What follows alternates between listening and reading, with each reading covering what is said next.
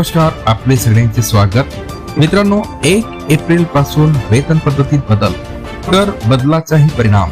कर्मचाऱ्यांसाठी एक महत्वाची बातमी घेऊन आलेलो आपण या व्हिडिओच्या माध्यमातून सविस्तर जाणून घ्या. त्यापूर्वी आपण चॅनलला अजूनपर्यंत सबस्क्राईब केलं नसेल तर नवीन अपडेट मिळवण्याकरता आपल्या चॅनलला सबस्क्राईब करा, लाईक करा आणि ही मोठी बातमी आपल्या सर्व मित्र व परिवाराला सुद्धा शेअर करायला विसरू नका.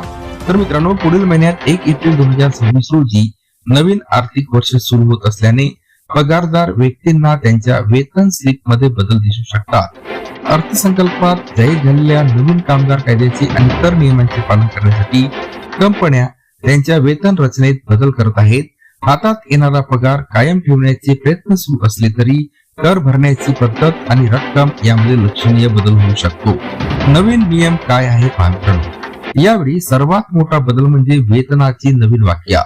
नवीन नियमानुसार कर्मचाऱ्यांच्या एकूण पगारापैकी किमान 50% रक्कम मूळ वेतन आणि संबंधित घटकांची बनलेली असणे आवश्यक आहे.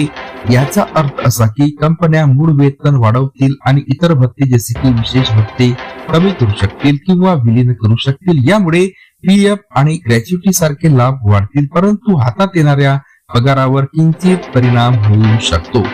वेतन रचनेतील बदल.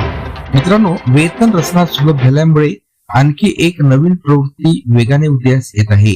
नवीन कर प्रणाली हा एक पूर्वनिर्धारित पर्याय बनत आहे. याचा अर्थ असा की जर एखाद्या कर्मचाऱ्याने स्वेच्छेने जुनी कर प्रणाली निवडली नाही तर त्याला आपोआप नवीन प्रणालीमध्ये समाविष्ट केले जाईल. नवीन प्रणालीमध्ये करांचे दर कमी आहे, परंतु बहुतेक सवलती आणि वजावटी रद्द केल्या आहेत. त्यामुळे अनेकांसाठी हा एक सोपा आणि अधिक सरळ पर्याय बनतो. जुनी कर प्रणाली पूर्णपणे संपुष्टात आलेली नाही. तथापि जुनी कर प्रणाली पूर्णपणे संपुष्टात आलेली नाही. ती अजूनही काही विशिष्ट व्यक्तीसाठी फायदेशीर ठरू शकते, विशेषतः ज्यांचे वार्षिक उत्पन्न हे 10 ते 30 लाख रुपयांच्या दरम्यान आहे, जे महानगरांमध्ये राहतात, जास्त भाडे देतात किंवा ज्यांच्यावर गृहकर्ज आहे आणि जे एटीसी व एनपीएस सारख्या योजनांचा पुरेपूर लाभ घेतात. त्यांच्यासाठी जुन्या प्रणाली अंतर्गत होणारे कर बचत अधिक असू शकते.